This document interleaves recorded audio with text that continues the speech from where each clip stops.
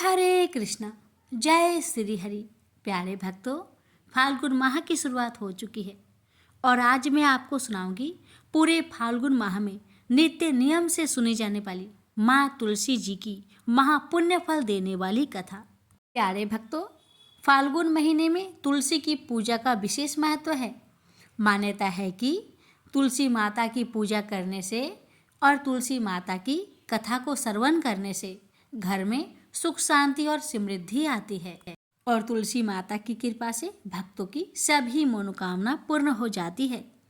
प्यारे भक्तों, फाल्गुन के महीने में तुलसी के पास घी, आलसी या तिल के तेल का दीपक जलाना चाहिए। दीपक जलाते समय उसमें थोड़ा सा गुलाल भी डालना चाहिए। तुलसी को सुबह और दिन के समय जल अर्पित करना चाहिए। जल अर्पित करते समय ओम वासुदेवाय नमः मंत्र का जाप करना चाहिए। तुलसी के पत्ते सुबह के समय तोड़ने चाहिए। रविवार, अमावस्या और संध्या समय में तुलसी के पत्ते नहीं तोड़ने चाहिए। तुलसी के पौधे के पास दीपक जलाना चाहिए और आखिर में भगवान विष्णु को प्रसाद चढ़ाकर तुलसी के चारों ओर परिक्रमा करनी चाहिए।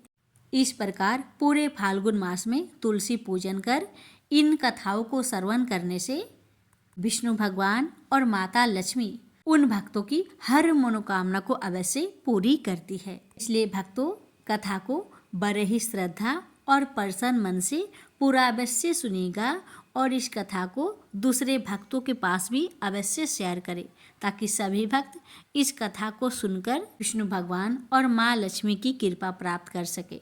प्रेम से बोलिए विष्णु भगवान की जय, लक्ष्मी माता की जय, तुलसी महारानी की जय। प्राचीन समय की बात है। एक सुंदर और पवित्र वन था जहाँ एक तपस्वी ऋषि निवास करते थे। उस वन में एक विशेष तुलसी का पौधा था जो अन्य सभी पौधों से अधिक पवित्र और चमकदार था। यह तुलसी का पौधा कोई साधारण पौधा नहीं था, बल्कि इसके पीछे एक दिव्य रहस्य छिपा हुआ था। उस तुलसी के पौधे के नीचे एक बार भगवान विष्णु स्वयं प्रकट हुए और उन्होंने तपस्वी से कहा, हे मुनि, यह तुलसी का पौधा कोई साधारण पौधा नहीं है। यह मेरी परम भक्त और देवी लक्ष्मी का अवतार है जो अपने पिछले जन्म में एक स्त्री थी। उसका नाम वृंदा था। भगवान विष्णु ने वृंदा की कथा सुनाई। वृंदा एक अत्यंत पवित्र और पतिव्रता स्त्री थी। उसके पति जलंधर एक शक्तिशाली राक्षस थे, लेकिन वृंदा के तप और पतिव्रता के प्रभाव से वह देवताओं के विरुद्ध युद्ध में अजय हो गया था। सभी देवता उसकी शक्ति के आगे हारने लगे। अंततः देवताओं ने भगवान विष्णु से सहायता मांगी। भगवान विष्णु ने वृंदा की पतिव्रता को भंग करने के लिए एक योजना बनाई। वे जलांधर का रूप धारण कर वृंदा के पास गए और उसकी पतिव्रता को भंग कर दिया। जैसे ही यह हुआ, जलांधर की शक्ति समाप्त हो गई और देवताओं ने उसे युद्ध में पराजित कर दिया। जब वृंदा को इस छल का पता चला तो वह अत्यंत दुखी हुई और भगवान विष्णु को श्राप दिया कि वे पत्थर शालग्राम बन जाए। वृंदा की तपस्या और भक्ति से प्रभावित होकर भगवान विष्णु ने उसे आशीर्वाद दिया और कहा कि वह अपने अगले जन्म में तुलसी के पौधे के रूप में प्रकट होगी और वह सदैव उनकी पूजा का अभिन्न अंग बनी रहेगी।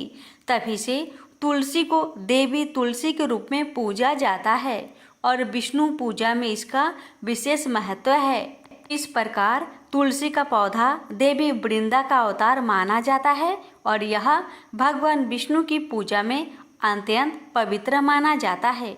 तो प्रेम से बोलिए तुलसी माता की जय, लक्ष्मी नारायण भगवान जी की जय।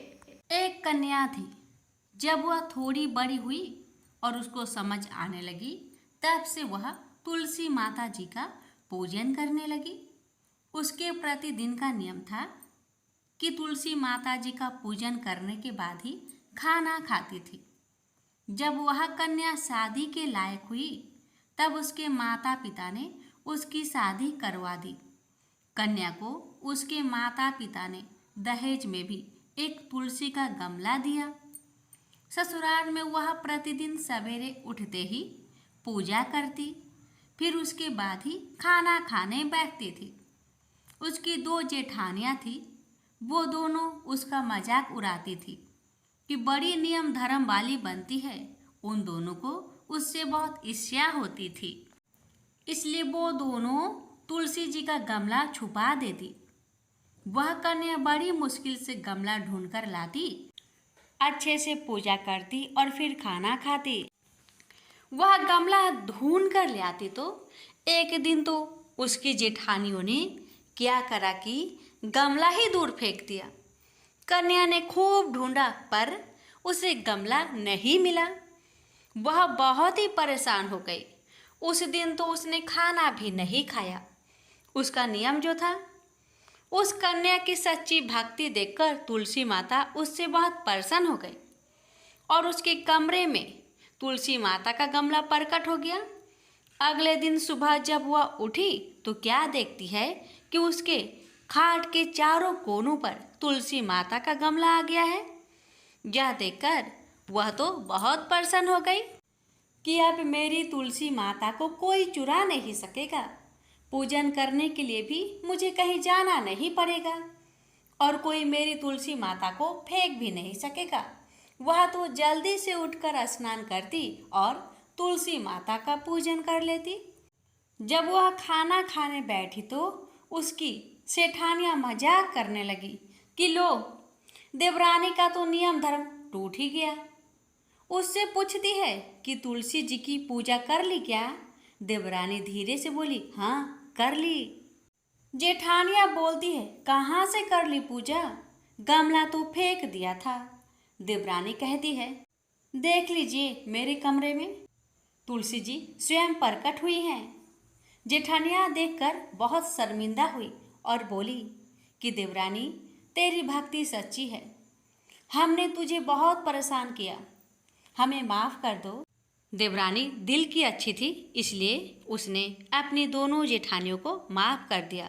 तो प्रेम से बोलिए, तुलसी महारानी की जय।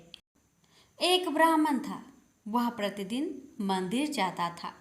वह प्रतिदिन तुलसी माता की पूजा करता था। वह तुलसी माता से प्रतिदिन प्रार्थना करता था कि हे तुलसी महारानी, मेरे आनंद करना। तुलसी माता ने सोचा कि यह ब्राह्मण तो बहुत सीधा है और गरीब है और प्रतिदिन मेरी पूजा करता है, मैं इसके कुछ न कुछ करना चाहती हूँ। तो तुलसी महारानी एक कन्या का रूप बनाकर बैठ गई और उस ब्राह्मण को बोली कि ब्राह्मण, मैं भी तेरे घर आना चाहती हूँ। ब्राह्मण ने सोचा कि 6 लड़कियाँ तो मेरे पहले से ही है और 7 लड़कियों का मैं कैसे पालन पोषण करूँगा, लड़कियों की शादी कैसे कराऊँगा, मेरे पास तो कुछ ऐसा भी नहीं है। यह भव विचार करके वह बहुत परेशान रहने लगा। उसको तो खाना भी नहीं भा रहा था। उसकी औरत ने कहा, क्या बात है, आजकल बहुत दुखी दुखी रहने लग गए। तो इस पर ब्राह्मण बोला कि मैं मंदिर जाता हूँ, वहाँ पर एक छोटी सी सुंदर सी कन्या बैठी है और वह कहती है कि ब्राह्मण, मैं आपके घर आऊँ? उसकी पत्नी बोली कि अरे, इसमें परेशान होने की क्या बात है, आ रही हो तो आ जाने दो। ब्राह्मण बोला कि पहले से अपने 6 लड़कियां तो है ही, उनकी भी अपने को शादी भी करवानी है। तो इस पर ब्राह्मणी बोली कि अरे, ये तो कोई बात नहीं है, अपनी 6 लड़कियों की शादी करवाएंगे, वैसे 7वीं की भी करवा देंगे, अपन 7 लड़कियों की शादी एक साथ करवा देंगे। अगले दिन जब वह ब्राह्मण मंदिर गया तो उस छोटी कन्या ने पूछा, ब्राह्मण, मैं आपके घर आऊं? तो ब्राह्मण बोला कि हाँ चल बेटा चल। उनको वह घर लेकर आ गया। तुलसी माता के कन्या के रूप में ब्राह्मण के घर आने से ब्राह्मण के घर बहुत आनंद हो गया। घर में लक्ष्मी की बारिश हो गई। जब ब्राह्मण सातों कन्याओं की शादी के लिए वर ढूंढने जाने लगे तो उस छोटी कन्या ने कहा कि मेरे तो शालिग्राम जी के मंदिर में जाकर शालिग्राम जी को बोलना कि बारात लेकर आए और मेरी 6 बहनों के तुम्हारी इच्छा से वर ढूंढ लेना। तुलसा महारानी की मेहरबानी से उसके तो सब जेवर कपड़ा खाना सब तैयार हो गया और अच्छी ब्राह्मण धूमधाम के से तुलसी उनकी माता शादी हो गई। टुटमान हुई। प्रेम से बोलिए तुलसी महारानी की जय। प्राचीन ग्रंथों में तुलसी विवाह व्रत की अनेक कथाएं दी हुई है। उन कथाओं में से एक कथा निम्न है। इस कथा के अनुसार एक कुटुंब में ननद तथा भाभी साथ रहती थी। ननद का विवाह अभी नहीं हुआ था। वह तुलसी के पौधे की बहुत सेवा करती थी, लेकिन उसकी भाभी को यह सब बिल्कुल भी पसंद नहीं था। जब कभी उसकी भाभी को अत्यधिक क्रोध आता तब वह उसे ताना देते हुए कहती कि जब तुम्हारा विवाह होगा तो मैं तुलसी ही बारातियों को खाने को दूंगी और तुम्हारे दहेज में भी तुलसी ही दूंगी। कुछ समय बीत जाने पर ननद का विवाह पक्का हुआ। विवाह के दिन भाभी ने अपनी कथनी अनुसार बारातियों के सामने तुलसी का गमला फोड़ दिया और खाने के लिए कहा। तुलसी की कृपा से वह फूटा हुआ गमला अनेक स्वादिष्ट पकवानों में बदल गया। भाभी ने गहनों के नाम पर तुलसी की मंजरी से बने गहने पहना दिए। वह सब भी सुंदर सोने जवाहरत में बदल गए। भाभी ने वस्त्रों के स्थान पर तुलसी का जनेऊ रख दिया। वह रेशमी तथा सुंदर वस्त्रों में बदल गया। ननद की ससुराल में उसके दहेज की बहुत प्रशंसा की गई। यह बात भाभी के कान तक भी पहुंची। उसे बहुत आश्चर्य हुआ। उसे अब तुलसी माता की पूजा का महत्व समझ आया। भाभी की एक लड़की थी। वह अपनी लड़की से कहने लगी कि तुम भी तुलसी की सेवा किया करो, तुम्हें भी बुआ की तरह फल मिलेगा। वह जबरदस्ती अपनी लड़की से सेवा करने को कहती, लेकिन लड़की का मन तुलसी सेवा में नहीं लगता था। लड़की के बड़े होने पर उसके विवाह का समय आता है। तब भाभी सोचती है कि जैसा व्यवहार मैंने अपनी ननद के साथ किया था वैसा ही मैं अपनी लड़की के साथ भी करती हूँ, तो यह भी गहनों से लद जाएगी और बरातियों को खाने में पकवान मिलेंगे। ससुराल में इसे भी बहुत इज्जत मिलेगी। यह सोचकर वह बारातियों के सामने तुलसी का गमला फोड़ देती है, लेकिन इस बार गमले की मिट्टी मिट्टी ही रहती है। मंजरी तथा पत्ते भी अपने रूप में ही रहते हैं। जनेऊ भी अपना रूप नहीं बदलता है। सभी लोगों तथा बारातियों द्वारा भाभी की बुराई की जाती है। लड़की के ससुराल वाले भी लड़की की बुराई करते हैं। भाभी कभी ननद को नहीं बुलाती थी। भाई ने सोचा मैं बहन से मिलकर आता हूँ। उसने अपनी पत्नी से कहा और कुछ उपहार बहन के पास ले जाने की बात कही। भाभी ने थैले में ज्वार भरकर कहा कि और कुछ नहीं है, तुम यही ले जाओ। वह दुखी मन से बहन के पास चल दिया। वह सोचता रहा कि कोई भाई अपने बहन के घर ज्वार कैसे ले जा सकता है। यह सोचकर वह एक गौशाला के पास रुका और ज्वार का थैला गाय के सामने पलट दिया। तभी गाय पालने वाले ने कहा कि आप गाय के सामने हीरे मोती तथा सोना क्यों डाल रहे हो। भाई ने सारी बात उसे बताई और धन को लेकर खुशी खुशी अपनी बहन की घर की ओर चल दिया। दोनों भाई बहन एक दूसरे को देखकर अत्यंत प्रसन्न हुए और भाई ने अपनी सारी कहानी अपनी बहन को सुनाया कि कैसे तुलसी माता की कृपा से ज्वार के दाने सोने चांदी हीरे मोती में बदल गए। बहन ने कहा, भैया तुलसी माता की महिमा बहुत निराली है। भाभी से जाकर कहना कि भाभी भी तुलसी माता की पूजन किया करे। तुलसी माता की कृपा से हर मनोकामना पूरी होती है। प्रेम से बोलिए तुलसी मैया की जय। हे तुलसी महारानी, आप अपनी सभी भक्तों पर अपनी कृपा सदा सर्वदा बनाए रखना। आपकी कथा सुनने वाले, हुक्कार भरने वाले और कथा कहने वाले पर अपनी कृपा सदा सर्वदा बनाए रखना। एक नगर में एक गरीब ब्राह्मण अपनी पत्नी के साथ रहता था। वह भिक्षा मांग मांग कर अपना जीवन गुजारता और भगवान की पूजा में लगा रहता था।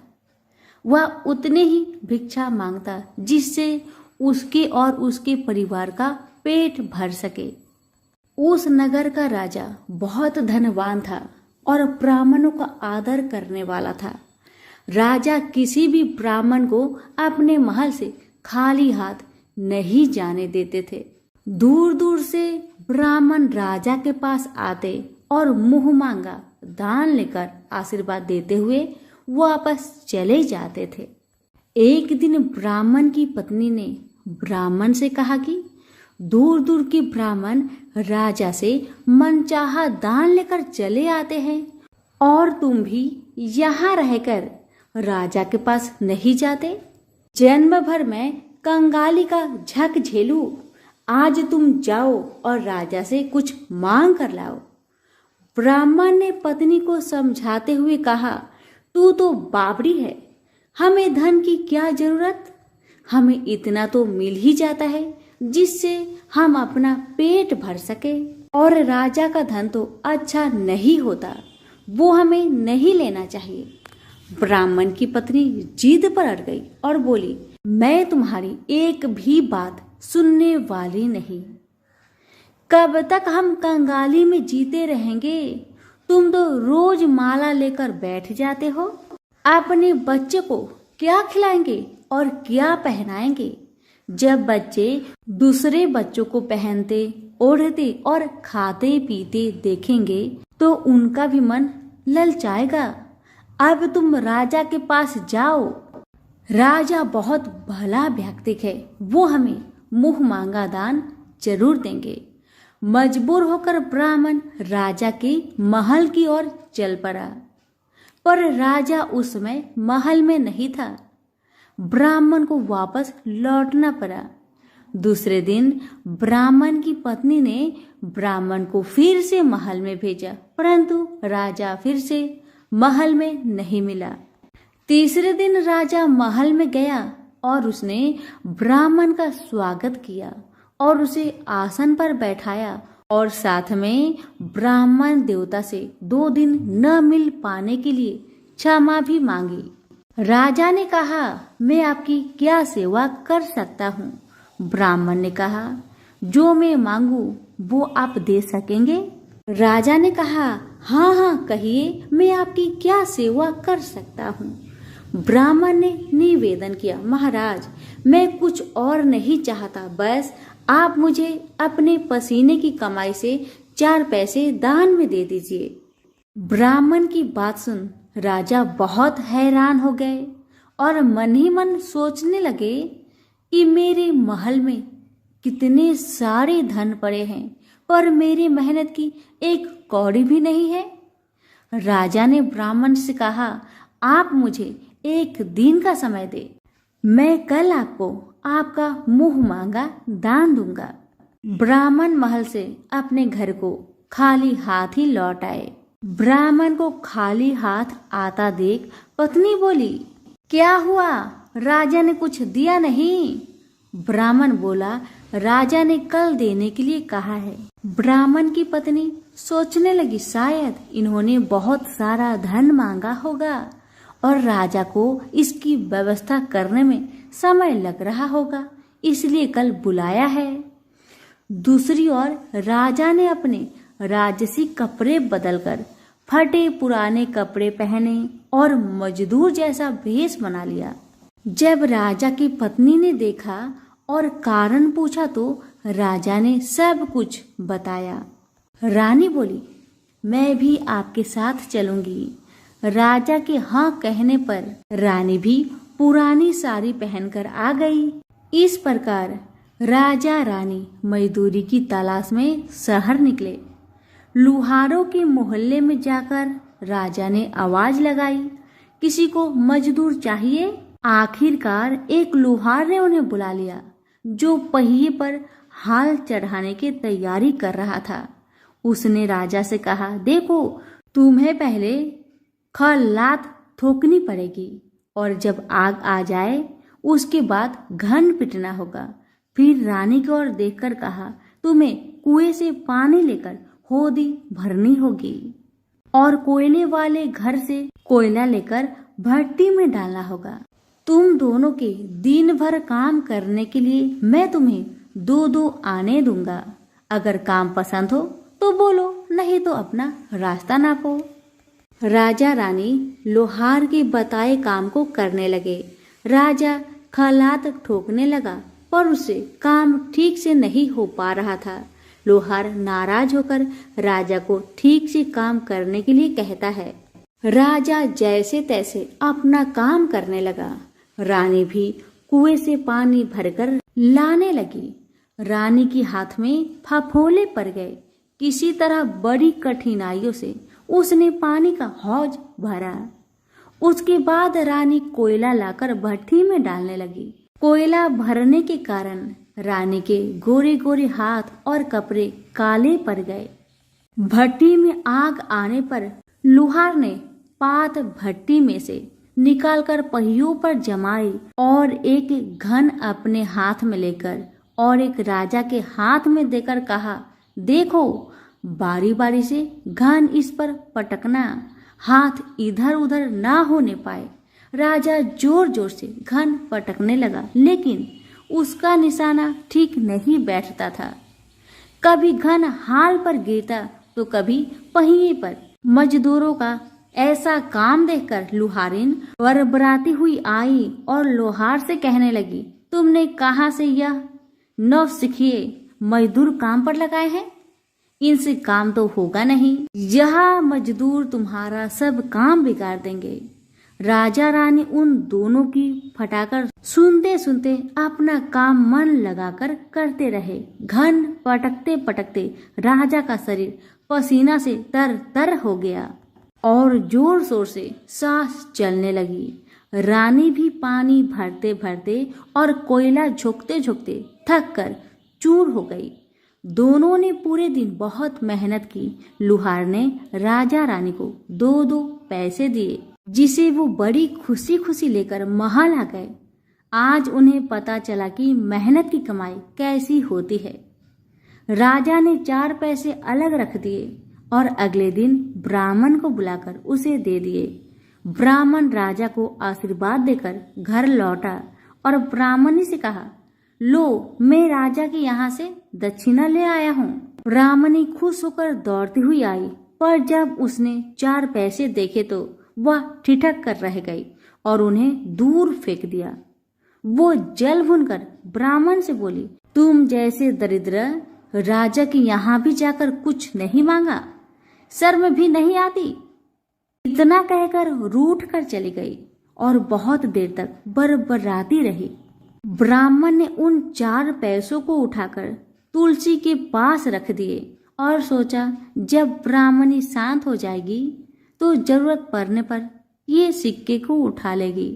परंतु कई दिनों तक पैसे वहीं रखे रहे और फूल बेलपत्र ऊपर से गिर गिर कर मिट्टी में दब गए। ब्राह्मण और ब्राह्मणी दोनों ही उन सिक्कों के बारे में भूल गए। कुछ दिनों के बाद तुलसी जी के घर में 4 पौधे उगे। चारों पौधे बहुत सुंदर थे। यह देख ब्राह्मणी रोज उसमें पानी डाल देती। 4 महीने बाद वो पौधे बड़े हो गए और उनमें फूल लगने लगे। फूल सूखने पर इनसे मोती झरने लगी। ब्राह्मण और ब्राह्मणी ने कभी मोती नहीं देखे थे। वो समझे कि कोई बीज है। हर रोज कई कई फूल झरते और मोती पूरे तुलसी पर बिखर जाते। ब्राह्मणी उन मोतियों को समेटकर घर के एक कोने में डाल देती। इस तरह वहां मोतियों का ढेर लग गया था।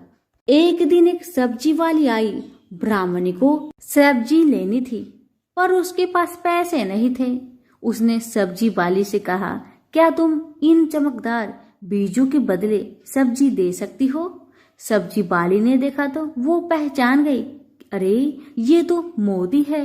उसने खुशी खुशी ब्राह्मणी को उन मोतियों के बदले उनकी मनपसंद सब्जी दे दी। अब से हर रोज ऐसा होने लगा। ब्राह्मणी और सब्जी वाली दोनों खुश थे। सब्जी वाली यह सोचकर खुश थी कि मुझे एक पैसे की तरकारी के बदले हजारों का माल मिलता है, और ब्राह्मणी ये सोचकर खुश थी कि इस बीजों के बदले सब्जी मिल जाती है। इस प्रकार कई महीने बीत गए। उधर राजा के महल में कई राजहंस थे जो मोती चुगते थे। राजा का यह नियम था, जब राजहंस मोती चुग लेते थे उसके बाद ही राजा और उसका परिवार भोजन करता था। एक समय बाद राजा का सारा धन उन मोतियों और दान देने में खर्च हो गया। अब राजा को मोती खरीदने के पैसे तक नहीं बचे। यह खबर पूरे नगर में फैल गई। ब्राह्मण और ब्राह्मणी को जब यह पता चला तो उन्होंने यही विचार किया कि राजा बहुत दानी और नेक दिल है। उसने अपना सब कुछ दान कर दिया, यहाँ तक कि शायद उनके पास खाने को भी कुछ नहीं है। ऐसा हालत में हमें उन लोगों की सहायता करनी चाहिए। ब्राह्मण ने ब्राह्मणी से कहा, अगर तू कहे तो इसमें से कुछ बीज राजा को दे दूं। तू कहती है इससे सब्जी और खाने की चीज मिल जाते हैं। ब्राह्मणी ने कहा, हाँ, मैं रोज इसके बदले सौदा लिया करती हूँ। ऐसा कहकर ब्राह्मणी एक टोकरी बीज भर लाई। ब्राह्मण राजा के पास पहुंचा और उसे वो मोती दिए और राजा को सारी बात बताई। राजा उन मोतियों को देखकर चौंक गया। उसने मोती राजहंस को दिए। राजहंस उन्हें चुगने लगे। यह देख राजा ने ब्राह्मण से कहा, एक एक मोती सैकड़ों रुपए का है। सच बताए, आपके पास इतने मोती कहाँ से आए? ब्राह्मण बोला, महाराज, ऐसे बीज तो हमारे घर पर बहुत है। और राजा को पूरी बात बताई। राजा अपने मंत्रियों के साथ ब्राह्मण के घर पहुंचे और उन चारों पेड़ों को देखा। पूछताछ में उन सिक्के वाली बात सामने आ गई। जब पेड़ों को देखा तो उनकी जड़ के पास वही सिक्के चिपके हुए थे। आज ब्राह्मण और ब्राह्मणी को मालूम हुआ कि उनके पास लाखों करोड़ों की दौलत है, जिसे वो साधारण बीज समझते थे।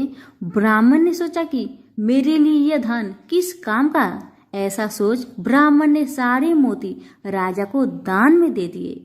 राजा की आंखें भी खुल गई। मेहनत के धन की कीमत उन्हें मालूम पड़ गई। उस दिन राजा ने प्रण कर लिया कि मैं खजाने के पैसे से एक भी पैसा अपने खर्च में नहीं लगाऊंगा।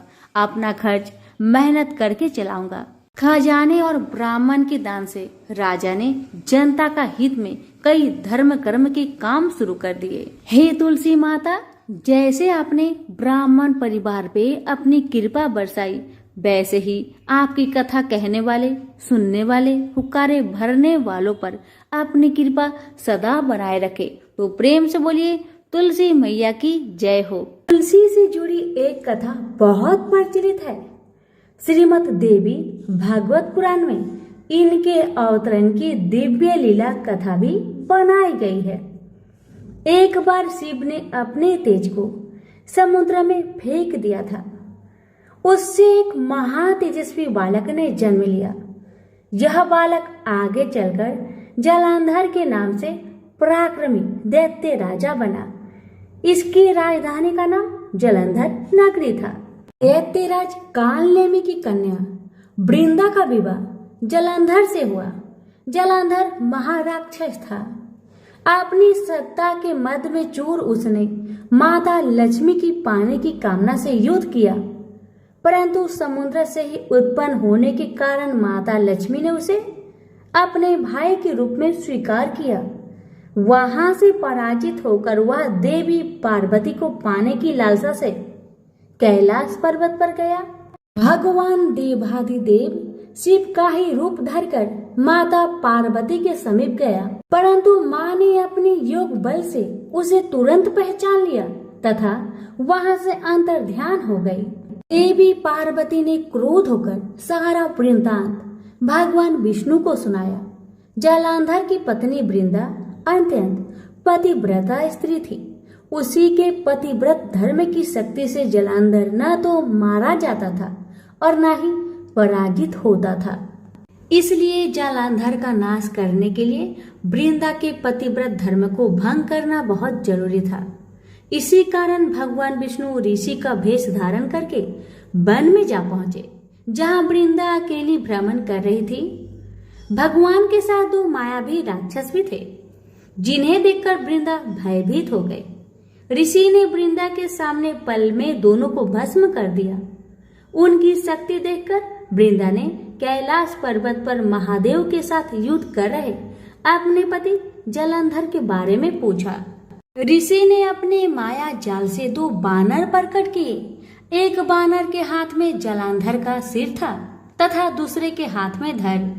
अपने पति की यह दशा देखकर वृंदा मूर्छित होकर गिर पड़ी।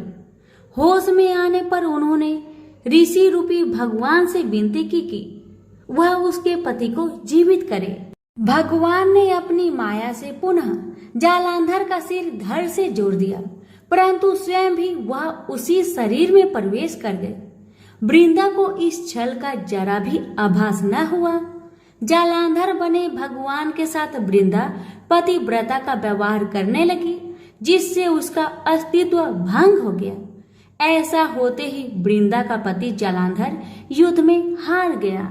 इसी सारी लीला का जब वृंदा को पता चला तो उसने क्रोध होकर भगवान विष्णु को शीला होने का श्राप दे दिया तथा स्वयं सती हो गई।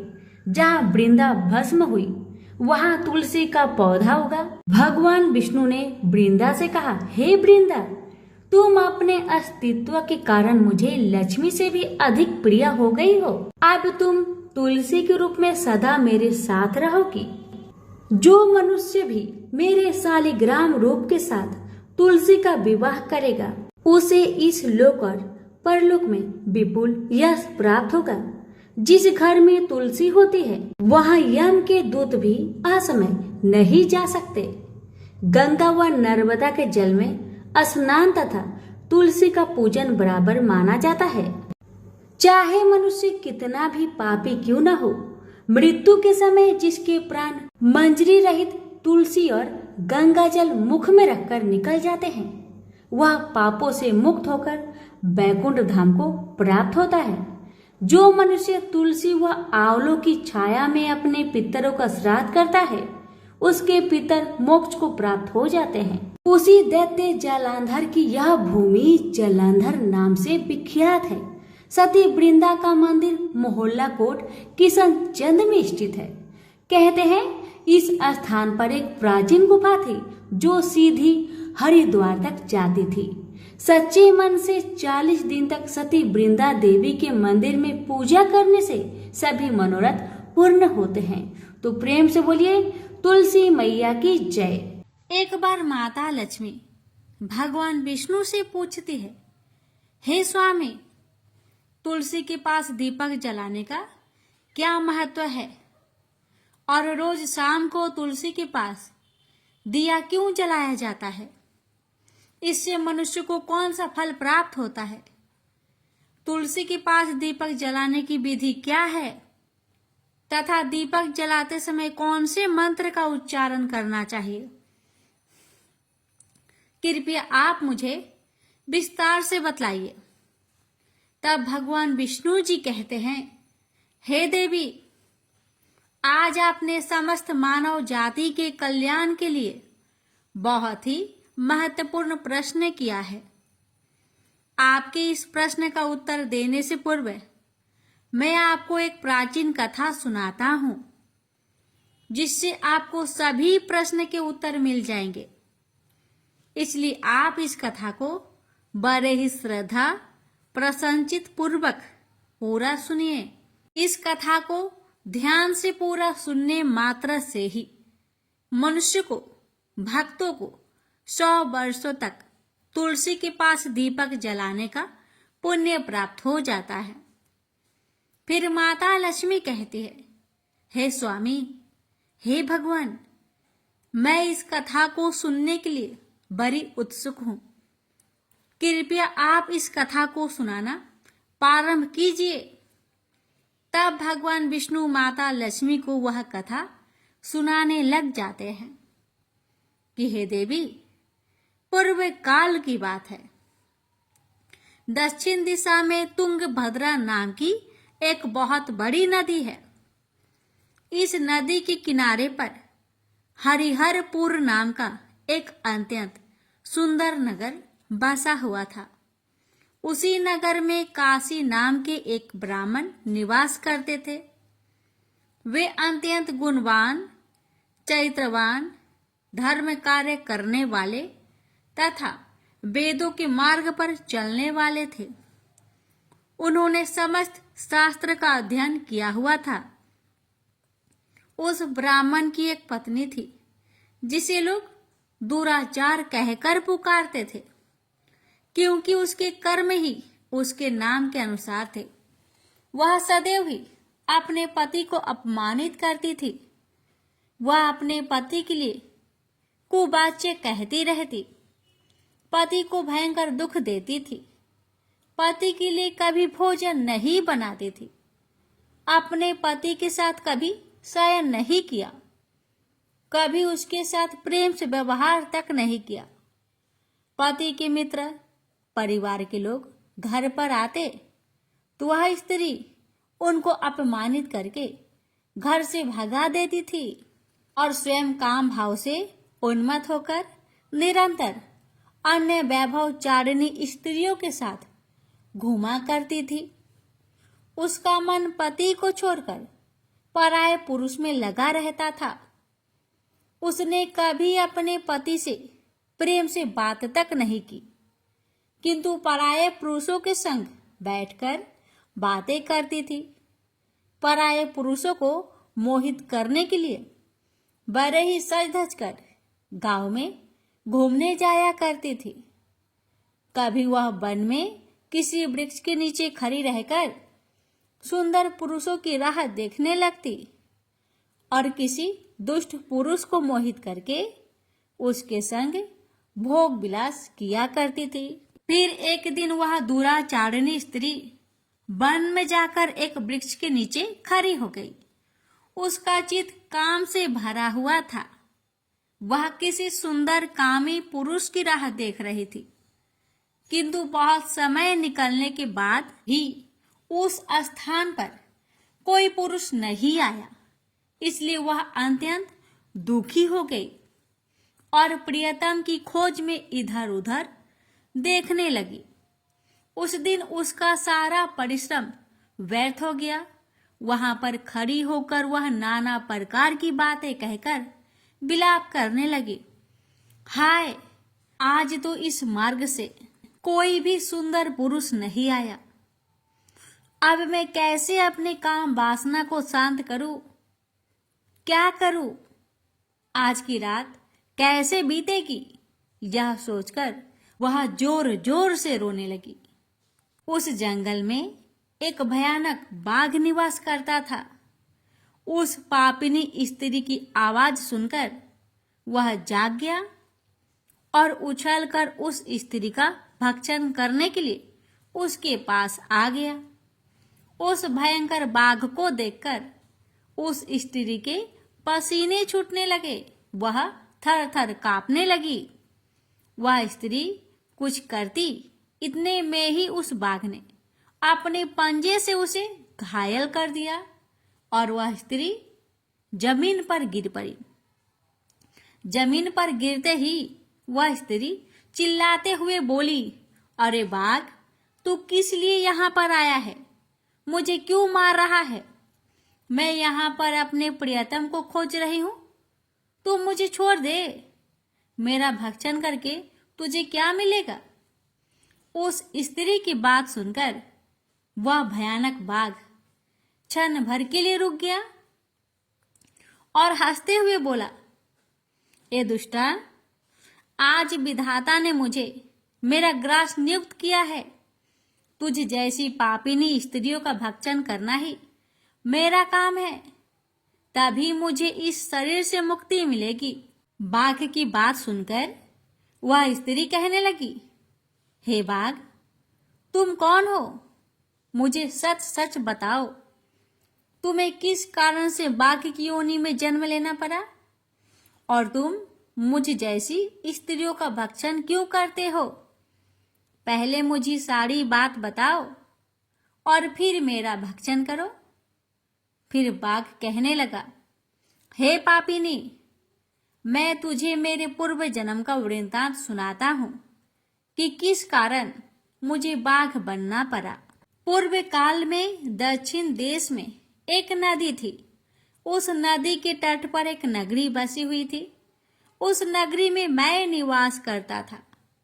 मैं एक ब्राह्मण का पुत्र था और नदी किनारे बैठकर यज्ञ आदि कार्य किया करता था। मैंने उस जन्म में अनेक पापियों के लिए यज्ञ किया, उन पापियों के घर का भोजन किया। मैंने धन के लोभ से अनेक पापियों के लिए कार्य किए। जिन वस्तुओं का दान ब्राह्मण को नहीं लेना चाहिए, उन वस्तुओं का दान मैंने ग्रहण किया और दूसरों से धन लेता था, लेकिन कभी वापस नहीं करता था। इस प्रकार से पाप करते हुए मुझे बहुत साल बीत गए और मैं बूढ़ा हो गया। मेरे बाल दाढ़ी सब सफेद हो गए, आंखें सूज गई, मुंह के सारे दांत गिर गए, लेकिन फिर भी मेरी दान लेने की आदत नहीं छूटी और मैं पाप करता गया। फिर एक दिन मैं धन के लोभ से नदी किनारे गया और अन्य धूर्त ब्राह्मणों के साथ मिलकर हमने लोगों को ठगा। झूठे मंत्र का कथन बोलकर हमने बिना विधि विधान से किए ही देवी देवताओं का पूजन किया और बहुत सारा धन दान में ले लिया। फिर उसी स्थान पर एक बीमार कुत्ते ने मेरे पैर में काट लिया और मैं मूर्छित होकर गिर पड़ा। उसी क्षण मेरे प्राण भी चले गए। फिर यम के दूत उस स्थान पर प्रकट हुए और मुझे पकड़कर यमपुरी ले गए। वहां पर यमराज ने चित्रगुप्त से मेरे कर्मों का लेखा जोखा निकालने के लिए कहा। फिर चित्रगुप्त कहने लगे, हे धर्मराज, इस ब्राह्मण ने घोर पाप किए हैं। इसने दूसरे से झूठ कहकर धन लूटा है।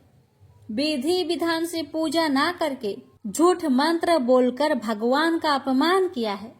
इसलिए यह पापी ब्राह्मण केवल नरक ही जाने के योग्य है। फिर यमराज ने अपने दूतों को आदेश देकर मुझे नरक की अग्नि में डाल दिया। अनेक वर्षों तक नरक की सजा भोगने के बाद मुझे बाघ का शरीर प्राप्त हुआ और मैं इस दुर्गम वन में निवास करने लगा। मैं अपने पूर्व जन्म के पापों को याद करके कभी भी कोई भी महात्मा पुरुष या फिर साधु संत हो, सती स्त्रियों का मैं भक्षण नहीं करता हूँ। मैं केवल पापी, दुराचारिणी तथा उल्टा स्त्रियों का ही भक्षण करता हूँ, ताकि मुझे पाप से मुक्ति मिल जाए। इस प्रकार से उस बाघ ने अपने पूर्व जन्म का पूरा कथा उस पापिनी को सुना दिया और फिर उस स्त्री से कहने लगा, हे पापिनी, तेरे आचरण से तू उल्टा दिखाई पड़ती है। अपने पति को छोड़कर तू इस वन में अन्य पुरुष के साथ भोग विलास करने आई है, इसलिए आज तो तू मेरा ग्रास अवश्य बनेगी। इतना कहकर उस बाघ ने अपने तीक्ष्ण नाखून से उस पापिनी स्त्री के टुकड़े टुकड़े करके उसे खा लिया। फिर उस स्थान पर यम के दूत प्रकट हुए और उस पापिनी स्त्री को उठाकर यमपुरी ले गए। वहां पर उसे यमराज के सामने खड़ा किया गया। फिर चित्रगुप्त ने उस स्त्री का लेखा जोखा निकालते हुए यमराज जी से कहने लगे, हे धर्मराज, यह स्त्री तो अत्यंत पापिनी है। इसने घोर पाप किए हैं। इसने व्यभिचार किया है। इसने अपनी पति की कभी सेवा नहीं की। अपने पति को भूलकर पराये पुरुषों के संग भोग विलास किया करती। उसके पाप को सुनकर यमराज जी ने उस स्त्री को अग्नि से भरे हुए कुंडों में डालने का आदेश दिया। अनेक वर्षों तक उसे उस कुंड में पकाया गया। फिर उसे निकालकर दूसरे नरक में डाल दिया गया। इस प्रकार से उसे अनेक वर्षों तक अलग अलग नरकों में डाला गया और नरकों में डालने के बाद वह महापापी स्त्री पुनः पृथ्वी लोक पर आकर चांडाल के रूप में उत्पन्न हुई। चांडाल के घर में जन्म लेकर वह फिर से अनेक पाप करने लगी, व्यभिचार करने लगी, अनेक पापी पुरुषों के संग विहार करने लगी। कुछ समय बाद पूर्व जन्म के पापों के कारण उसे कोढ़ का रोग हो गया और वह भयानक पीड़ा सहन करने लगी। उसका अंग अंग जलने लगा। उसके नेत्रों में पीड़ा होने लगी। इस दुख को सहन करती हुई अपना जीवन को बिता रही थी। फिर एक दिन वह तीर्थ में स्नान करने के उद्देश्य से अनंतपुरा में चली गई। वहां पर वह एक आश्रम के बाहर निवास करने लगी। वहां उस आश्रम में एक तुलसी जी का पौधा था। अन्य स्त्रियों को वहां पर तुलसी जी के पास दीपक जलाते हुए देखकर उस महापापी स्त्री ने भी वही किया। उसने तुलसी जी के पौधे के पास जाकर एक घी का दीपक जला दिया। फिर उसी रात हृदयघात से उसकी मृत्यु हो गई और यमराज के दूत उसे लेने के लिए आ गए। जैसे ही यम के दूत उस पापी स्त्री को पास में बांध कर ले जाने लगे, वैसे ही भगवान विष्णु के दो पार्षद उस स्थान पर प्रकट हुए और उन्होंने उन दोनों को रोक लिया और कहने लगे, हे दूतों, इस स्त्री को तुम छोड़ दो। यह नरक जाने की योग्य नहीं है। तुम किसके आदेश से ऐसा धर्म कर रहे हो? फिर यम के दूत कहने लगे, हे पार्षदों, हम यमराज के आदेश से इस पापी स्त्री को उठाकर ले जा रहे हैं, किंतु आप हमें किस कारण से रोक रहे हैं? यह स्त्री अत्यंत पापी है, महापापी है। इसने बहुत घोर पाप किए हैं। इसे नरक में जाने की आज्ञा मिली है। फिर पार्षद कहने लगे, हे दूतों, यह स्त्री तो विष्णु भगवान की भक्त है। यह नरक जाने की योग्य नहीं है। इसने शाम के समय तुलसी जी के पास दीपक जलाया है। इसी कारण से इसके समस्त पाप नष्ट हो गए हैं। इसलिए अब यह नरक जाने की योग्य नहीं है। यह स्वर्ग जाने की अधिकारी बन चुकी है। पार्षदों की बात सुनकर यमदूतों ने उस स्त्री को उस स्थान पर छोड़ दिया और यमलोक लौट गए। वहां जाकर उन्होंने यमराज को सारा वृत्तांत सुना दिया। फिर भगवान विष्णु के पार्षद उस स्त्री को दिव्य विमान पर बैठाकर स्वर्ग ले गए। भगवान विष्णु कहते हैं, हे देवी, इस प्रकार से तुलसी के पास दीपक जलाने मात्र से ही मनुष्य के सभी पाप नष्ट हो जाते हैं, सभी संकट कट जाते हैं। जो स्त्री नित्य शाम को तुलसी जी के पास दीपक जलाती है, वह सौभाग्यशाली बन जाती है। उसके पूर्व जन्मों के सभी पाप नष्ट हो जाते हैं। उसे सुख समृद्धि की प्राप्ति होती है। रोज तुलसी के पास दीपक जलाते समय इस मंत्र का उच्चारण करना चाहिए। ओम तुलसी देवे च विद्महे विष्णु प्रियाय च धीमहि तन्नो वृंदा प्रचोदया। इसका अर्थ है, विष्णु प्रिया तुलसी, मैं आपको नमन करती हूँ। आप मुझे उच्च बुद्धि दीजिए। हे वृंदा, आप मेरे मन को रोशन करे। भगवान विष्णु कहते हैं, हे देवी, हजारों अमृत के घरों से नहलाने पर भी श्री हरि विष्णु को उतनी तृप्ति नहीं होती जितनी कि वे मनुष्य के द्वारा तुलसी का एक पत्ता चढ़ाने से प्राप्त करते हैं। 10,000 गौदान से मानव को जो फल प्राप्त करता है, वही फल तुलसी पत्र के दान से पा लेता है। जो मृत्यु के समय अपने मुख में तुलसी पत्र का जल पा जाता है, वह संपूर्ण पापों से मुक्त होकर भगवान श्री हरि विष्णु के धाम को जाता है। हिंदू धर्म में तुलसी के पौधे का महत्व सबसे अधिक है। इसकी सबसे पहले पूजा भगवान विष्णु ने की थी। भगवान विष्णु कहते हैं, जिस प्रकार से देवी लक्ष्मी से बैकुंठ को ऐश्वर्य प्राप्त है, उसी प्रकार से बैकुंठ में तुलसी के कारण ही पवित्रता प्राप्त है। पृथ्वी लोक पर जिस स्थान पर भी तुलसी का पौधा होगा, उस स्थान पर कभी बुराई का वास नहीं होगा। ऐसा स्थान सबसे अधिक पवित्र होगा। इसी कारण से हमें हमारे घर में तुलसी का पौधा अवश्य लगाना चाहिए। इस प्रकार से भगवान विष्णु ने तुलसी के पास दिया जलाने का महत्व, महिमा बताए। अगर कथा अच्छी लगे तो कमेंट बॉक्स में तुलसी महारानी की जय अवश्य लिखें और इस वीडियो को एक शेयर अवश्य करें। भगवान विष्णु आप सभी भक्तों की हर मनोकामना को पूर्ण करे। प्रेम से बोलिए जय श्री हरि।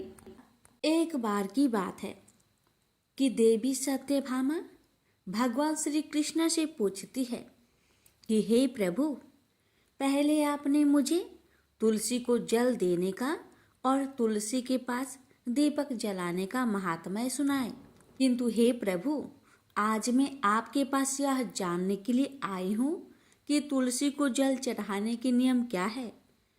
कौन सी स्त्री तुलसी को जल नहीं चढ़ा सकती है, इस विषय में मुझे ज्ञान दीजिए। भगवान श्री कृष्ण कहते हैं, हे सत्यभामा, आज तुमने बहुत ही उत्तम प्रश्न किया है। तुलसी को जल देने के महत्वपूर्ण नियम होते हैं। उन नियमों का पालन करते हुए ही तुलसी को जल देना चाहिए। यदि कोई व्यक्ति इन नियमों का पालन नहीं करता है तो उसे महापाप लगता है। देवी लक्ष्मी उसके घर का त्याग करके चली जाती है। हे प्रिय, आज मैं उन 3 स्त्रियों के विषय में बताने जा रहा हूँ जिन्हें तुलसी को जल नहीं चढ़ाना चाहिए। इन स्त्रियों को तुलसी को जल देने का कोई शुभ फल प्राप्त नहीं होता है। उल्टा इनके द्वारा तुलसी को जल चढ़ाने पर उन्हें महापाप ही लगता है। तुलसी को जल चढ़ाने के नियम बताने से पूर्व हे देवी, मैं आपको सुनंदा ब्राह्मण का प्राचीन इतिहास सुनाता हूँ, जिसे आप ध्यान से सुनिए। जो भी स्त्री इस प्राचीन कथा का श्रवण करती है, उसे तुलसी को 100 वर्ष तक जल देने का पुण्य प्राप्त होता है। इस कथा को जो भी ध्यान से सुनता है और इसका प्रचार करता है, दूसरों को सुनाता है अथवा दूसरों को शेयर करता है, उसके दुखों का नाश होता है और उसकी दरिद्रता दूर होती है। देवी सत्यभामा कहती है कि हे स्वामी, आपके मुख से इस कथा का श्रवण करना बड़े सौभाग्य की बात है। कृपया आप मुझसे वह कथा कहिए। मैं आपको वचन देती हूँ कि मैं इस कथा को पूरे श्रद्धा प्रसन्नचित मन से पूरा अवश्य सुनूंगी। भक्तों, फिर भगवान श्री कृष्ण देवी सत्यभामा को वह कथा सुनाने लगते हैं। भगवान श्री कृष्ण कहते हैं, देवी सत्यभामा, पूर्व काल की बात है। दक्षिण देश में एक अत्यंत शोभायमान नगरी थी।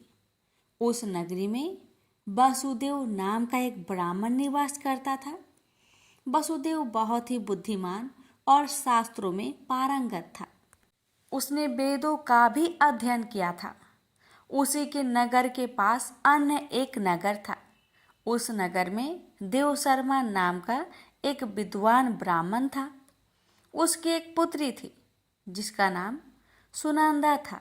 उस देव शर्मा ने बड़े ही लाड़ प्यार से अपनी पुत्री का लालन पालन किया था। उसकी पुत्री अत्यंत सुंदर और गुणवान थी। जब सुनंदा विवाह के योग्य हुई तो देव शर्मा को अपनी पुत्री के विवाह की चिंता सताने लगी। इसलिए उसने अपनी पत्नी से कहा, हे प्रिय, हमारी पुत्री अब जवान हो चुकी है, इसलिए अब इसका विवाह हमें कर देना चाहिए। तब उसकी पत्नी कहती है, स्वामी, मेरी दृष्टि में एक विद्वान ब्राह्मण है जिसका नाम वसुदेव है।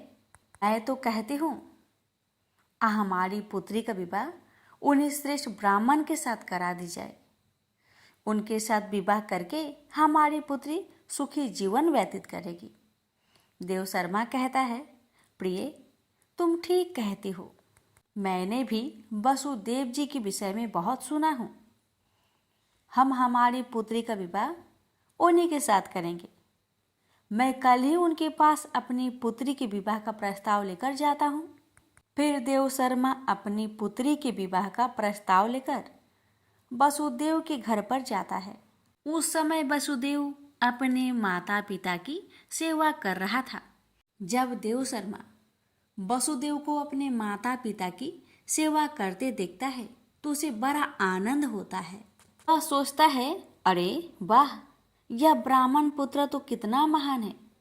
यह तो बड़ी प्रसन्नता से अपने माता पिता की सेवा कर रहा है। जब देव शर्मा को सदैव द्वार पर खड़ा देखता तो उनका स्वागत करता और कहता, हे वृषवर, पधारिए, आपका स्वागत है। कहिए मैं आपकी किस प्रकार से सहायता कर सकता हूँ। वसुदेव का अतिथि सत्कार देखकर देव शर्मा बहुत प्रसन्न हो जाता है। वह देखता है कि वसुदेव का घर अत्यंत पवित्र और शुद्ध होता है। उसके घर के सामने तुलसी का पौधा होता है और घर के अंदर भगवान विष्णु की प्रतिमा रखी हुई होती है। इससे देव शर्मा को विश्वास हो जाता है कि सदैव ही उनकी पुत्री के लिए यह घर सर्वोत्तम है। फिर देव शर्मा वसुदेव से कहता है, हे वृषवर, आज मैं आपके पास मेरी पुत्री के साथ आपके विवाह का प्रस्ताव लेकर आया हूँ। मेरी पुत्री के लिए आपके समान श्रेष्ठ वर कहीं और नहीं मिल सकता। वसुदेव के माता पिता भी यह बात सुनकर प्रसन्न हो जाते हैं और वसुदेव को विवाह के लिए मना लेते हैं। फिर वसुदेव भी विवाह के लिए तैयार हो जाता है। विवाह का मुहूर्त तय किया जाता है और एक पवित्र स्थान पर वसुदेव और सुनंदा का विवाह संपन्न किया जाता है। सुनंदा के सुंदर और मनमोहक रूप को देखकर वसुदेव बहुत प्रसन्न होता है। सुनंदा अत्यंत गुणवान और चरित्रवान स्त्री थी। विवाह के बाद जब सुनंदा वासुदेव के घर पर जाती है तो वह अपने पति और सास ससुर की बड़ी सेवा करती है। अपनी मधुर वाणी और कार्य से वह सभी के मन को जीत लेती है। सुनंदा के ससुराल वाले भी उसके कार्य से बहुत संतुष्ट रहते हैं। सुनंदा हर रोज सुबह पति के जागने से पहले भोर में ही उठकर घर के सारे कामकाज करती, आंगन की सफाई करती, सारे काम समाप्त कर स्नान करती थी। स्नान करके वह नित्य तुलसी जी को जल देती थी, उनका पूजन करती थी और फिर पूजा घर में जाकर भगवान विष्णु और माँ लक्ष्मी का पूजा किया करती थी। फिर भोजन बनाकर उसमें तुलसी पत्र डालकर भगवान विष्णु को भोग लगाया करती थी। उसके बाद वह अपने सास ससुर को भोजन देती और फिर पति को भोजन कराकर फिर खुद भोजन किया करती थी। रात को वह सासू माँ के चरण दबाकर पति के चरण दबाती और फिर पति के सो जाने के बाद खुद सो जाया करती थी। सुनंदा के अंदर एक पतिव्रता नारी के सभी लक्षण थे और वह अपने पति को ही परमेश्वर मानकर उनकी सेवा करती थी। सुनंदा ने कभी अपने पति के अलावा अन्य पुरुष के विषय में विचार नहीं किया। वह सत्य धर्म का पालन करने वाली और धर्म कार्य करने वाली पवित्र स्त्री थी।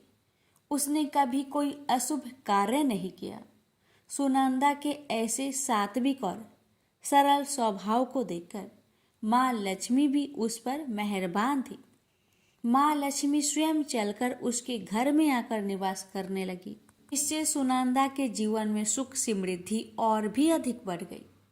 भगवान श्री कृष्ण कहते हैं, हे देवी सत्यभामा, देवी लक्ष्मी उन्हीं स्त्रियों पर अपनी कृपा दृष्टि बनाए रखती है जो पतिव्रता होती है और जो सत्य धर्म का पालन करती है। सुनंदा के अंदर भी सभी लक्षण थे जो एक श्रेष्ठ पतिव्रता नारी के अंदर होने चाहिए। लेकिन आगे मैं तुम्हें बताऊंगा कि सुनंदा की एक भूल के कारण देवी लक्ष्मी उसके घर को त्याग कर कैसे चली गई। एक दिन सुनंदा का पति अत्यंत कामातुर होकर सुबह स्नान करने के पश्चात सुनंदा के पास आया और उसने सुनंदा के साथ शारीरिक संबंध स्थापित किया, जिससे सुनंदा का शरीर अपवित्र हो गया। लेकिन सुनंदा का मन भी काम के प्रभाव में ही था, इसलिए वह अपने नित्य नियम को भूल गई। उसने पति के साथ संबंध बनाने के बाद बिना स्नान किए ही तुलसी को स्पर्श किया और उसे जल दे दिया, जिससे सुनंदा के शरीर में महामोह ने प्रवेश कर लिया। सुनंदा के सारे इंद्रियां तिलमिला उठे। सुनंदा के शरीर में महामोह ने प्रवेश करते ही देवी लक्ष्मी ने सुनंदा के घर को त्याग दिया और लक्ष्मी उस स्थान को चली गई। तब से सुनंदा के शरीर में निवास कर रहे उस महामोह ने उसे सभी धार्मिक कार्यों से वंचित कर दिया। इसका विपरीत प्रभाव सुनंदा के पति पर भी पड़ा और वह भी सदा कामातुर होकर सुनंदा के साथ विहार करने लगा। उसका मन सदैव ही काम वासना में लगा रहता था। फिर एक दिन सुनंदा के पति ने तो सभी सीमाओं का उल्लंघन किया और सुनंदा के मासिक धर्म के दौरान ही उसके साथ संबंध स्थापित किया, जिससे सुनंदा के शरीर में निवास कर रहा ब्रह्म हत्या का पाप उसके पति के शरीर में प्रवेश कर गया। हे देवी सत्यभामा, जब स्त्री मासिक धर्म से होती है तो उसके शरीर में 3 दिनों तक ब्रह्म हत्या का पाप निवास करता है, क्योंकि ब्रह्मा देव ने इंद्र के शरीर से ब्रह्म हत्या का पाप निकालकर वृक्ष, जल, अग्नि और अप्सराओं को ग्रहण करने के लिए कहा था। उस समय से स्त्रियों के शरीर में मासिक धर्म के दौरान ब्रह्म हत्या का पाप निवास करता है, और जो भी पुरुष मासिक धर्म के दौरान स्त्री को स्पर्श करता है अथवा उसके साथ संबंध बनाता है तो यह पाप उसके शरीर में प्रवेश कर जाता है। वही ब्रह्म हत्या का पाप सुनंदा के पति के शरीर के अंदर प्रवेश कर गया और वह जमीन पर गिर पड़ा। उसे तुरंत ही कोढ़ का रोग हो गया। उसका अंग अंग जलने लगा, उसके शरीर पर छाले पड़ गए और वह दर्द से चीखने लगा। हाय, मुझसे यह क्या अपराध हो गया। मेरे द्वारा भयंकर पाप हो गया है। मैंने सब कुछ जानते हुए भी महापाप किया है। अब मेरी रक्षा कौन करेगा। सुनंदा की सास तुरंत उस स्थान पर आ गई तो उसने देखा कि उसका पुत्र कोढ़ के रोग से ग्रासित होकर जमीन पर पड़ा है। क्रोध में आकर सुनंदा से कहने लगी, अरे पापिनी, तूने यह क्या कर डाला। अपने ही पति का धर्म भ्रष्ट कर डाला। अपने पति की ऐसी हालत देखकर सुनंदा बहुत घबरा गई और जोर जोर से रोने लगी। हे सासू माँ, मुझे क्षमा करो, मुझसे बहुत बड़ा अपराध हो गया है। काम के वशीभूत होकर मेरे द्वारा यह अपराध हो गया है। सुनंदा की सास ने कहा, हे पापिनी, तू इस घर से अभी चली जा। तुम जैसे कुलटा स्त्री को इस घर में नहीं रहना चाहिए। तूने मेरे बेटे के जीवन को नरक बना दिया। सुनंदा कहती है, हे सासू माँ, मैं कहाँ जाऊँ। मेरे पति के अलावा मेरा कोई नहीं है। उन्हें छोड़कर जीवित रह नहीं सकती। सुनंदा की सास कहती है, तू कहीं जाकर मर जा, लेकिन अब तू इस घर में निवास नहीं कर सकती। इतना कहकर सुनंदा की सास ने उसे धक्के मारकर घर से निकाल दिया। फिर सुनंदा दुखी होकर घर से निकल गई। उसे अपनी भूल पर बड़ा पछतावा होने लगा। उसे कुछ भी समझ में नहीं आ रहा था कि वह क्या करे। सुनंदा चलते चलते एक वन में जाती है। उसी वन में एक साधु का आश्रम होता है। तब वह उस आश्रम पर सहायता मांगने के लिए जाती है तो वहाँ पर कोई नहीं होता है। सुनंदा उसी आश्रम पर जाकर बैठ जाती है और अपने दोस्त के विषय में सोचते हुए दुखी होने लगती है। फिर कुछ समय बाद एक ऋषि उस आश्रम पर आते हैं जिनका वह आश्रम होता है। जब वे ऋषि एक स्त्री को अपने आश्रम पर दुखी बैठा हुआ देखते हैं तो आश्चर्यचकित हो जाते हैं और पास जाकर उस स्त्री से पूछने लगते हैं, हे कल्याणी, तुम कौन हो और किस कारण से इस स्थान पर अकेले बैठी हो? तुम्हारे दुख का क्या कारण है? तब वह स्त्री कहती है, हे मुनिवर, मेरा नाम सुनंदा है। मेरे द्वारा घोर पाप हो गया था। उसी कारण से अपने परिवार से बिछड़कर इस स्थान पर आई हूँ। वह ऋषि कहते हैं, हे देवी, ये क्या कह रही हो? तुमने कौन सा पाप किया है? मुझे विस्तार से बताओ, मैं तुम्हारी सहायता करने का प्रयत्न अवश्य करूँगा। सुनंदा कहती है, हे मुनिवर, मेरे द्वारा घोर पाप हो गया है।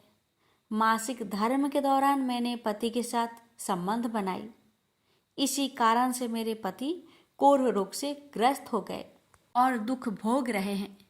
फिर ऋषि कहते हैं, बेटी, तुम चिंता मत करो।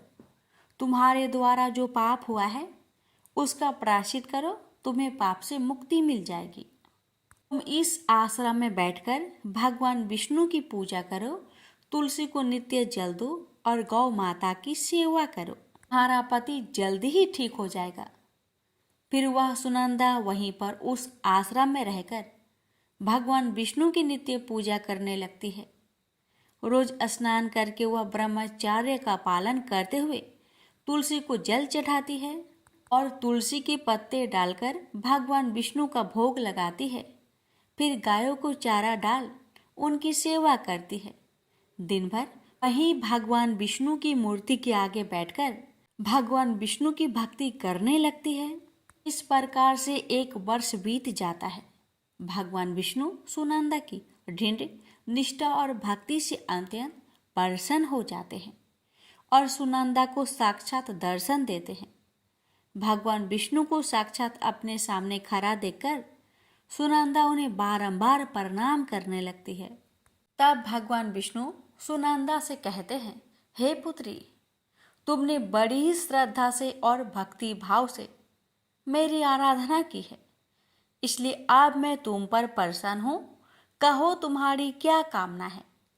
तब सुनंदा कहती है, हे प्रभु, कृपया मुझे बताए, मेरे किस दोष के कारण मेरे अंदर पाप वास हो गया है, जिस कारण से मेरे द्वारा घोर पाप हुआ और मेरे पति को कोढ़ का रोग हो गया। भगवान विष्णु कहते हैं, हे पुत्री, अब तुम ध्यान से सुनो। तुम्हारे द्वारा अनजाने में ही एक पाप हुआ था, जिस कारण से तुम्हारे अंदर महामोह ने प्रवेश कर लिया था। एक दिन तुमने अपनी पति के साथ संबंध बनाने के बाद बिना स्नान किए ही तुलसी को जल दिया था। पति पत्नी जब रीति क्रिया करते हैं तो उनका शरीर अपवित्र हो जाता है और ऐसी अवस्था में तुलसी को कभी स्पर्श नहीं करना चाहिए। तुलसी लक्ष्मी का ही रूप है। तुमने अपवित्र अवस्था में ही तुलसी को जल अर्पण किया था, जिस कारण से देवी लक्ष्मी तुम्हारे घर का त्याग करके चली गई और फिर महामोह ने तुम्हारे अंदर प्रवेश कर लिया। उसी मोह के कारण तुम्हारे और तुम्हारे पति के अंदर काम का प्रभाव अधिक बढ़ गया और मासिक धर्म के दौरान स्त्री के साथ संसर्ग होने के कारण तुम्हारे पति को कोढ़ का रोग हो गया था। अब वह सुनंदा कहती है, प्रभु, अनजाने में मुझसे यह बड़ा पाप हो गया। अब इस पाप का प्रायश्चित मैं कैसे करूं? भगवान विष्णु कहते हैं, हे सुनंदा, इस पाप का प्रायश्चित तुम्हारे 1 वर्ष तक ब्रह्मचार्य व्रत का पालन करके तुमने कर लिया है, इसलिए अब तुम पाप से मुक्त हो। सुनंदा कहती है, प्रभु कृपया मुझे बतलाई, इस अवस्था में तुलसी को जल नहीं देना चाहिए और तुलसी को जल देने का क्या नियम है। भगवान विष्णु कहते हैं, सुनंदा अब मैं तुम्हें तुलसी को जल देने का नियम बताता हूँ, तुम इसे ध्यान से सुनो। तुलसी एक अत्यंत पवित्र पौधा है, यह मुझे सबसे अधिक प्रिय है, इसलिए इसकी स्वाभाविकता बनी रहनी चाहिए। इस पौधे को कभी अपवित्र अवस्था में स्पर्श नहीं करना चाहिए। जो स्त्री मासिक धर्म से हो उस स्त्री को इस पौधे को कभी स्पर्श नहीं करना चाहिए। मासिक धर्म के दौरान स्त्री के शरीर में ब्रह्म हत्या का पाप होता है। ऐसे में स्त्री को तुलसी को जल नहीं देना चाहिए। किसी भी स्त्री और पुरुष को संबंध बनाने के बाद तुलसी की पौधे को स्पर्श नहीं करना चाहिए और ना ही इसे जल देना चाहिए। संबंध बनाने पर स्त्री और पुरुष का शरीर अपवित्र हो जाता है। ऐसी अवस्था में तुलसी की पौधे को स्पर्श करने पर दोष लगता है। देवी लक्ष्मी ऐसे स्थान से चली जाती है। हे पुत्री, जो स्त्री अपने पति का त्याग करके चली गई हो, जो विवाह के पश्चात अपने पति को छोड़कर अन्य पुरुष के साथ निवास कर रही हो, ऐसी स्त्री को भी तुलसी को जल नहीं चढ़ाना चाहिए। तुलसी की पूजा करने का अधिकार केवल पतिव्रता स्त्रियों को ही है। जो स्त्री असत होती है उसे तुलसी को जल नहीं चढ़ाना चाहिए। सुनंदा, अब मैंने तुम्हें तुलसी को जल देने का संबंध में महत्वपूर्ण नियम बतलाए हैं, तुम इसे ध्यान में रखो। तब सुनंदा कहती है, हे प्रभु, मेरे पति कोढ़ के रोग से पीड़ित हैं, कृपा करके मेरे पति को रोग से मुक्त कीजिए। तब भगवान विष्णु कहते हैं, हे सुनंदा, तुमने इस तुलसी के वृक्ष की 1 वर्ष तक पूजा की है। यह अत्यंत पवित्र पौधा है। अब तुम इसके पत्ते ले जाकर अपने पति को खिला दो, वह रोग और पापों से मुक्त हो जाएगा। इतना कहकर भगवान विष्णु अंतर्ध्यान हो गए। यह सुनकर सुनंदा बहुत प्रसन्न हो जाती है और भगवान विष्णु को बारंबार प्रणाम करके धन्यवाद देती है। फिर सुनंदा उस तुलसी की पौधे के कुछ पत्ते तोड़कर घर पर जाती है और अपने कोढ़ी पति को खिला देती है। तुलसी के पत्ते खाते ही उसका पति एकदम से स्वस्थ हो जाता है और सुनंदा को गले से लगा लेता है।